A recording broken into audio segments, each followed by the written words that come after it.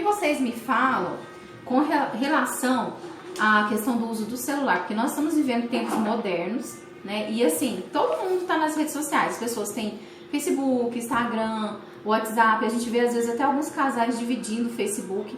Mas quando a gente sai também para conversar, pastores, com algumas pessoas, a gente vê que tem pessoas que celular já foi motivo de separação por conta de questão de ciúme. Como resolver essa questão da rede social, do celular, nos dias de hoje que não dá para ficar sem celular também, mas de uma forma que não atrapalhe o casamento? Bom, eu vou muito na questão da raiz. Uma árvore, por maior que ela seja, por mais alta, por cheia de folhas que ela for, é necessário que ela tenha uma raiz profunda. Porque no dia da tempestade, essas árvores com raízes rasas, elas vão ser arrancadas. E às vezes a gente fica espantado e vê como que uma árvore tão grande, uma chuva, a água conseguiu arrancar. Assim também um edifício, né? A palavra do Senhor mesmo fala, aquele que fez a casa na areia. Então não são as coisas que aparentam, são as coisas que são. E quando a gente vê as pessoas tendo os seus desafios na questão das redes sociais, talvez é uma coisa que está em evidência, mas elas têm problemas que são muito mais profundos. Porque a rede social, ela só aflora realmente algumas coisas. Por quê? Se o homem antigamente traía, ele tinha que ir no lugar, ele tinha que se esquematizar, ele tinha que, enfim, tinha um telefone fixo, ele tinha que mandar um recado, ele tinha que se programar. Hoje, ele dá um clique no celular, ele tem acesso a tudo. Ele é muito mais vulnerável, ele e a mulher também, porque ele está no Facebook, então ele está ali tendo amigos. O Facebook, se não me engano, acho que pode ter 5 mil amigos. Então, dependendo da foto que ele postar ou da foto que a mulher postar, ela pode receber ali uma chamada inbox. Então, hoje existem muitos grupos de vários segmentos. Então, dependendo do que ela fala ali no grupo, tem pessoas observando, tem homens observando ou tem mulheres observando o homem. E aí a gente vai pensar nesse tempo que a gente tem vivido hoje, onde os relacionamentos cada vez são mais abertos, no aspecto de que as pessoas não têm mais aquele costume, né, de pensar aquilo que eram os princípios. Olha, eu sou casado, então depende. A gente vê nos programas de televisão, onde várias pessoas casadas, quando participam de um programa, traem o marido ou traem a esposa, com o país inteiro, ou melhor, grande parte do mundo assistindo, e eles não têm sequer o pudor daquilo ali. E depois o casal dá uma briguinha e ainda fica famoso. Então as coisas se tornaram muito banais, superficiais. Né? Então a questão das redes sociais, eu acredito que ela não atrapalha quando as raízes são fortes. Porque aí ele pode ter acesso com inúmeras pessoas, com um lastro de grupo, de relacionamento, mas ele vai saber que a raiz dele é forte, que ele é um homem casado, fundamentado e resolvido. E assim também a mulher. Agora, quando as pessoas começam a se expor demais, é preocupante. Então, existem muitas mulheres casadas que às vezes postam certos tipos de fotos ou fazem certo tipo de comentário que revelam uma fragilidade. Do outro lado, isso também o homem. Do outro lado também, quem está assistindo, que tem um pouquinho mais de percepção, vai olhar e falar: esse homem é um homem que está carente, ou é um homem que está aberto, ou é um homem que é safado, ou é um homem que é sugestionável, e a mulher também. Então, qual que é a orientação? As redes sociais, ela vem para trazer o benefício para nós. Então, o jeito que a gente posta a foto, a gente vê muitas, e também não vou citar jeito que as pessoas postam, mas vocês mesmos, quando olham lá as redes sociais, a forma com que as mulheres às vezes postam a foto, aquilo lhe diz muita coisa. E o homem também. Então, ser mais ponderado nas suas postagens.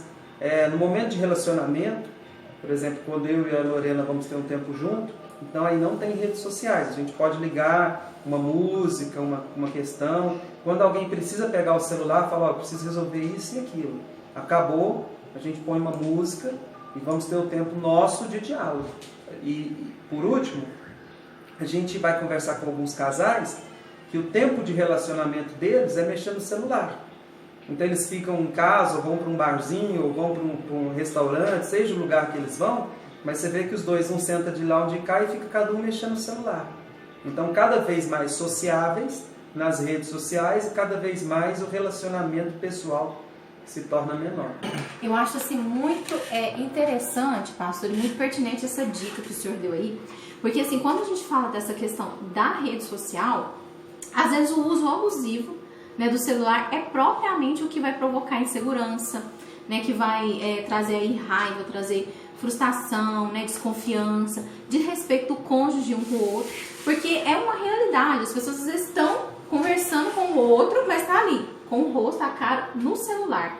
E eu acho que essa dica que o senhor deu aí, que é um exemplo do que vocês fazem em casa, atenção você ouvinte, né, você internauta que vai estar assistindo esse programa, faça isso. Né? Se você quer melhorar seu relacionamento, quando você tiver o tempo com seu cônjuge, com seu casal, né, deixa o celular de lado ali e vamos partir para as relações realmente pessoais, né?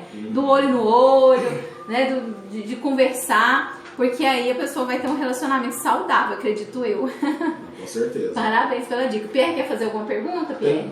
Tem um ponto interessante, né, que eu acho que vale a pena ressaltar, não sei quem de vocês pode falar, é que quando um casal se junta, na verdade são dois indivíduos com duas histórias completamente diferentes uma da outra e que vão partir ali para um convívio, né, em comum. Como vocês orientam assim, as pessoas que pretendem se casar?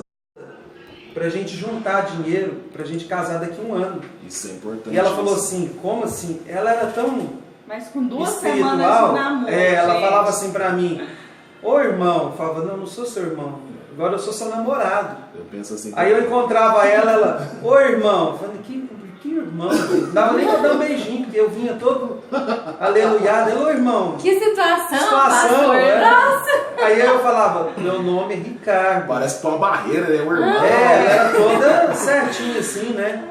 Aí eu falei, vamos juntar dinheiro com 2 semanas. Ela olhou, falou assim, pensou, falei, ó, se não der certo, a gente tem 1 ano de tempo de casa. A gente divide esse dinheiro e cada um vai pro seu rumo.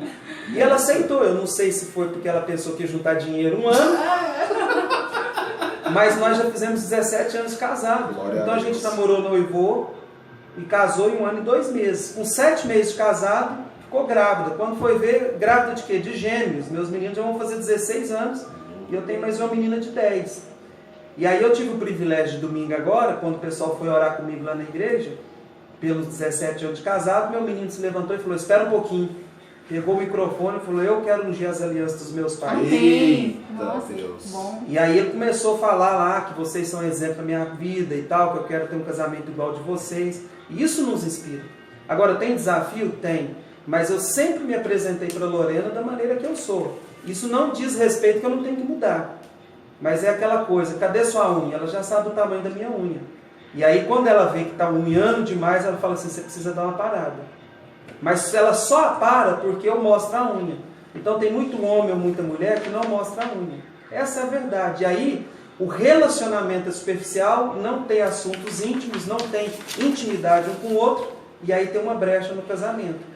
Exatamente. Inclusive, assim, só compartilhando, né, eu mencionei no início que eu era casado, né, dentro da igreja, tudo certinho, só que o que acabou com o meu casamento foi a falta de diálogo. Né? Eu era uma pessoa, né, aí eu estou assumindo aqui minha parte, minha culpa, eu era uma pessoa que não dialogava, eu era uma pessoa que não me abria. Então, quando o casamento ele foi chegando na crise, eu fui tentar remediar, eu fui tentar consertar, já estava tarde. Né? Já estava tarde porque eu não me abri, de repente eu fui querer falar tudo e a pessoa virou para mim e falou assim, mas agora, né? Então uma coisa estranha, você está aprontando, você não era assim, por que você está mudando? Né? Então assim, vale a pena, né? Assim, pro ouvinte que está com a gente aí, ó, conversa, viu? Se abre, tá ruim, fala, eu tá bom, fala também, agradece, porque eu vou te falar o que, né? E outras questões também que foram acontecendo, né? Mas um dos fatores determinantes para o fim do meu casamento foi falta de diálogo. Nossa, eu tô até abrindo aqui para vocês porque o negócio foi... E não é fácil admitir isso, hein, Pierre? Né? Ao vivo ainda na rádio. Eu vou fazer o quê, ué? A gente tá aqui para ajudar o ouvinte. Aí eu com uma experiência dessa, eu vou me furtar a falar? Entendeu? Vou me furtar a, tipo assim, compartilhar para que você não faça o mesmo que eu fiz, não cometa o mesmo erro que eu cometi, né? Ó, eu tinha a mulher do mundo. A mulher que todo mundo queria ter. A Lorena era o seguinte, vamos supor que eu tô aqui na rádio dando entrevista e eu falasse para ela, fica aqui no carro esperando. E eu podia ficar aqui até de noite, aqui, assar uma carne, a gente conversar no final, ela ia ficar sentadinha lá. Todo homem queria ter uma mulher assim. Os meus amigos falam, você estragou sua mulher. Aí falava assim, vamos sair, o que você quer comer? Qualquer coisa. Qualquer coisa. Eu lembro que a gente assim, saía sempre para lanchar, sabe? A gente comprava um cachorro quente de 1,25 e dividia para os dois. Porque a gente passou o nosso namoro envolvido nas questões sociais, que é uma coisa que nós somos apaixonados até hoje.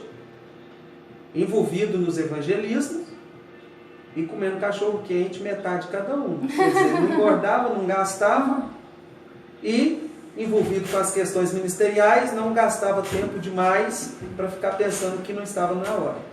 E aí eu comecei a ver que estava errado, porque eu falava assim, você quer ir para onde? Tanto faz, qualquer lugar. E eu comecei a falar para ela, você vai ter que escolher o que vai comer. Isso foi crise para ela, ela chorou e falou, você está brigando comigo. Eu falei, não, eu quero ter uma mulher do meu lado, que eu saiba o que ela quer, o que ela está sentindo, o que ela pensa. Agora, hoje eu tenho um problema. E, assim, interessante que ele compartilhou isso. No nosso namoro, a gente teve um namoro muito, muito bênção, né? Foi rápido essa questão, que 2 semanas de namoro, ele já, acho que ele pensou, meu Deus do céu, não posso perder isso tudo, aleluia. Então o menino foi ligeiro. Mas aí a gente foi então caminhando para isso, para casar, e foi tão bom, porque foi tão de Deus que eu falo que foram os pãozinhos, os peixinhos que Jesus multiplicou. Então, quando chegou pra gente casar, a gente já tinha aquele orçamento ali, foi ótimo. E o nosso namoro foi compartilhado com a igreja. Então, assim, a gente não tinha aquele namoro de agarração, de beijação, não. A gente tinha um namoro de ir pras vigílias juntos, de levar caldão lá no Esperança junto, de participar a nossa vida junto com aquele povo. E aí, quando a gente casou, aí então é o contrário, porque a gente vê no meio cristão esse problema também. O que acontece? No namoro quer pegar fogo, quer ter namoro pentecostal, imposição de mãos, confusão de língua, fogo puro, entendeu? Sendo que não devia ter isso no namoro, certo? Tá? Não precisava, desnecessário, porque você está ali conhecendo a pessoa. E aí você faz coisas assim ruins, aí vira aquela confusão de alma, vira aquela tragédia na vida daquele casalzinho. E aí, depois a pessoa casa, aí tá o casal lá, ok, casou, bênção, agora tá tranquilo. As primeiras semanas às vezes vai bem, mas chega um tempo que aquele casal começa a sofrer um desgaste na vida íntima. E aí, cristão tem constrangimento de falar sobre essas coisas, mas isso faz parte do ser humano. Quem deu o sexo para o casamento foi Deus e foi para a nossa alegria. Né? Então, assim, para que os casais também vivam em toda a plenitude. Há muito tabu para falar a respeito de vida íntima, de vida sexual entre o casal. E se é para ter vida íntima, vida sexual, tem que ser no casal, foi o modelo que Deus escolheu. E então, assim, que as mulheres buscam mesmo essa ajuda, buscam com terapeutas, tem tanta gente cristã fazendo um trabalho tão bom por aí, tem clínicas gratuitas. Nós, por exemplo, estamos já no 9º período lá no Pitágoras e lá a gente está atendendo, lá atende, aceita pessoas para atender gratuitamente, assim, um exemplo na cidade, né? Então a gente precisa buscar ajuda espiritual, sim, com os nossos líderes, com os nossos pastores, com pessoas da nossa confiança, que a gente possa abrir o coração. E também nessa área, sabe? Porque às vezes a mulher sofreu um trauma, de cada 10 mulheres, 6 já sofreram algum tipo de violência sexual, seja de molestia, seja de várias outras coisas, assédio, enfim. Então a gente tem que entender que muitas coisas estão por trás de um mau, abro aspas, de um mau funcionamento naquele casamento, né? Então a gente precisa de ajuda. É isso. Bom, eu queria fazer assim, uma pergunta para vocês relacionado ao problema financeiro, né? Que no começo do programa foi um dos temas assim que inclusive vocês falaram. Né? Há aquela situação que às vezes